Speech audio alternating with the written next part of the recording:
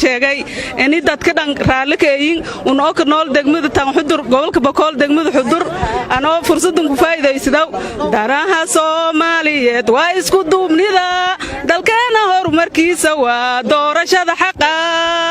dadkeena waxay doonayaan bulshada diyaar u tahay maxmed inuu nadadeeyo oo dabagalna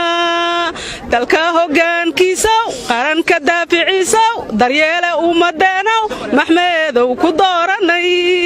dalka ku duceeyayo dadku way ku jecel yihiin ku dooranay maxmeedow dushaadan malab ku daadinayna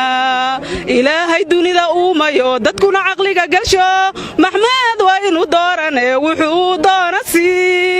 diiwaan xusuuseed kaban ku dul qarnay maxmed taariikhda baal dahab labu dalkeena uga jira dadka Soomaaliyeed xumaanta diida wanaaga doorta dadaalan horumar gaarne madaxweynaha way sheegay in wadankan Bakool ee dhibaatoon ku jarta walaalo way ka codsadaane maadaama aad mas'uuliyad weyn qaadi in dalkan Soomaali ka nool gaar ahaan gobolka Bakool degmada xudur in aad si degdeg ah ka deerta adii baan dhooki maalingayn kolay fiirsadaas salaamu calaykum waraxmatullaahi wabarakaatuh